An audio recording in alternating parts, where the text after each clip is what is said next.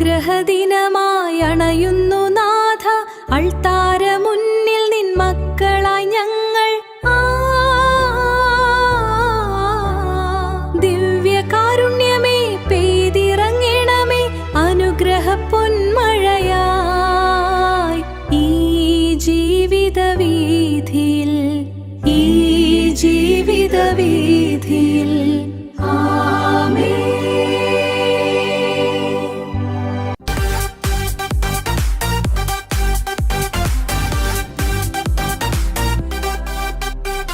പഴയൊരു മനുഷ്യനെ മാറ്റി എന്നിൽ പുതിയൊരു ജീവനെ നൽകണമേ. കഴുകണേ എന്നെ നിൻ ചോരയാൽ, മാറ്റണേ എന്നെ നിൻ ആത്മാവാൽ.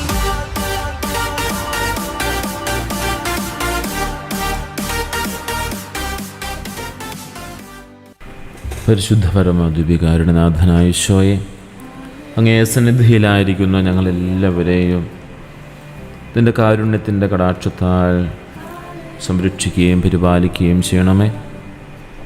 ഞങ്ങളുടെ ദിവ്യകാരുണ്യ ആരാധനയുടെ സമയത്തെ മുഴുവനും പരിപൂർണമായും ഈശോയെ നീ സംരക്ഷിക്കുകയും പരിപാലിക്കുകയും ഞങ്ങളുടെ ആരാധന ഏറ്റവും മനോഹരമായി മുന്നോട്ട് കൊണ്ടുപോകുവാൻ അനുഗ്രഹിക്കുകയും ചെയ്യണമേ. പ്രിയ സഹോദരങ്ങളെ, നമ്മെ ഒരു പുതിയ മനുഷ്യനാക്കി മാറ്റുന്ന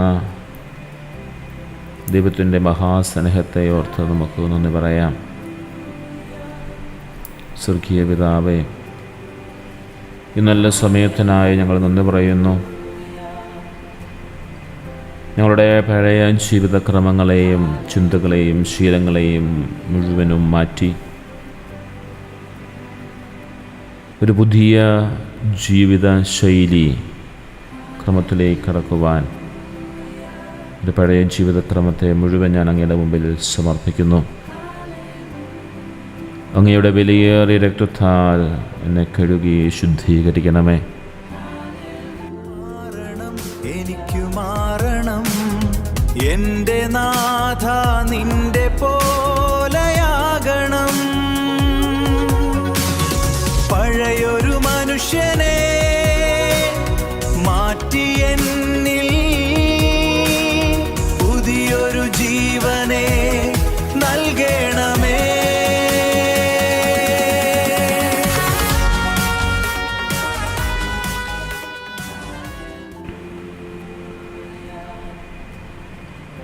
നമ്മുടെ ജീവിതത്തെ മാറ്റാൻ പറ്റാത്ത അവസ്ഥയിൽ നിന്നും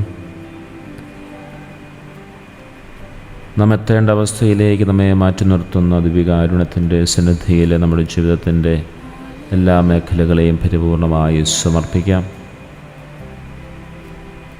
ദിവ്യകാരുണ്യം എപ്പോഴും പുതിയ ജീവൻ നൽകുന്നതാണ്. ഓരോ നിമിഷവും ഓരോ സമയവും നമ്മിലുള്ള പഴയ മനുഷ്യ സ്വഭാവത്തെ മുഴുവനും അവിടുത്തെ തിരുരത്താൽ കഴുകി വിശുദ്ധീകരിച്ച് പുതിയ അഭിഷേകത്താൽ പുതിയ ജീവനിലേക്ക് ചേർത്ത് നിർത്തുന്നതാണ്.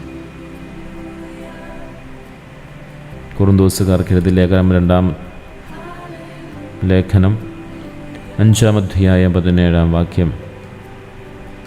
അതുകൊണ്ട് ക്രിസ്തുവിലുള്ളവർ പുതിയൊരു സൃഷ്ടിയാണ്, പഴയതു കടന്നുപോയി, ഇതാ എല്ലാം പുതുതായി തീർന്നിരിക്കുന്നു. എഫേസുകാർക്കുള്ള ലേഖനത്തിലും 4-ാം അധ്യായം 22 മുതൽ 24 വരെയുള്ള വാക്യങ്ങളിൽ നാം ഇങ്ങനെ വായിക്കുന്നു: പഴയ മനുഷ്യനെ ഒഴിഞ്ഞു കളഞ്ഞ് സത്യത്തിലും നീതിയിലും വിശുദ്ധിയിലും ദൈവത്തിന് അനുരൂപമായി സൃഷ്ടിക്കപ്പെട്ട ഒരു പുതിയ മനുഷ്യനെ ധരിക്കുവാൻ നമ്മോട് ആവശ്യപ്പെടുന്നു. തമ്പുരാൻ്റെ വലിയ ഒരു ആഹ്വാനമാണ് പഴയ തൻ്റെ ജീവിതക്രമത്തെ മുഴുവനും മാറ്റി പുതിയ ജീവിതക്രമം സ്വീകരിക്കുവാൻ. നമ്മുടെ കണ്ണുകളെയും നമ്മുടെ കാഴ്ചപ്പാടുകളെയും ദിവ്യകാരുണ്യ അഞ്ജന കൊണ്ട് എഴുതി പുതിയ ഒരു കാഴ്ചയിലേക്ക്, പുതിയൊരു കാഴ്ചപ്പാടിലേക്ക് ഇന്നു മുതൽ നമുക്ക് പ്രവേശിക്കാം. നമ്മുടെ ജീവിതത്തിൽ ഇനിയും മാറ്റാൻ ബാക്കിയുള്ള പഴയ മനുഷ്യൻ ആരാണ്? നമ്മുടെ ദേഷ്യം, നമ്മുടെ അസൂയകൾ, നമ്മുടെ ചിന്തയിൽ വരുന്ന ബുദ്ധിമുട്ടുകൾ, നമ്മുടെ അലസത, മടി, ഈ വിധത്തിലുള്ള പല കാര്യങ്ങളും നമ്മുടെ ജീവിതത്തിൽ ഇനിയും മാറ്റാൻ ബാക്കിയുള്ള ആ ഒരു പഴയ മനുഷ്യൻ ആയി നിൽപ്പുണ്ട്.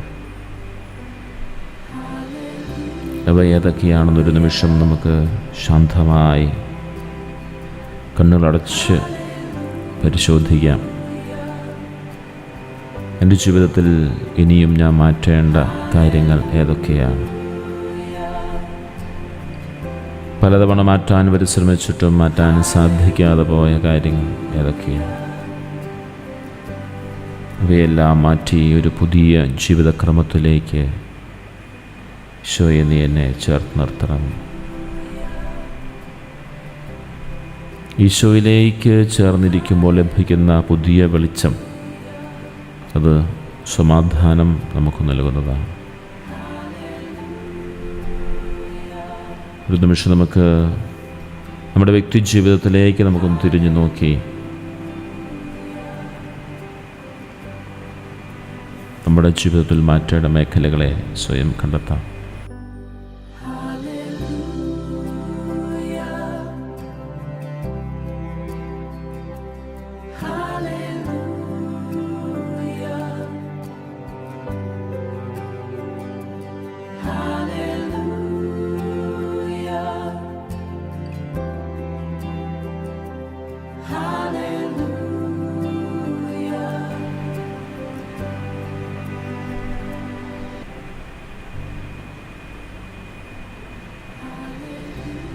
ഹൃദയത്തിൽ നമുക്കൊരു പുതിയ ജീവൻ തന്ന ദൈവത്തെ നമുക്ക് സ്തുതിക്കാം.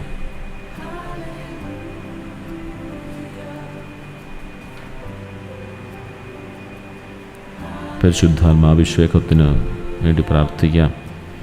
ഈ ആരാധനയിലൂടെ ഞങ്ങൾക്ക് തന്ന പുതിയ ഹൃദയത്തെയും വെളിച്ചത്തെയും കാത്തു സൂക്ഷിക്കുവാൻ അനുഗ്രഹിക്കണമേ എന്ന് പ്രാർത്ഥിക്കാം. ഈ ലോകത്തിലേക്ക് ഞങ്ങൾ തിരികെ ഇറങ്ങുമ്പോൾ അങ്ങയുടെ സാക്ഷികളായി ജീവിക്കുവാൻ ഞങ്ങളെ ബലപ്പെടുത്തണമേ എന്ന് പ്രാർത്ഥിക്കാം.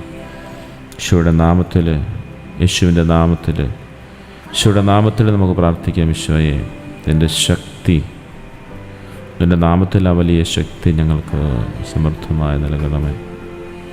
ഒരു പുതിയ ജീവിതക്രമത്തിലേക്ക് ഞങ്ങളെ ചേർത്ത് നിർത്തണമേ.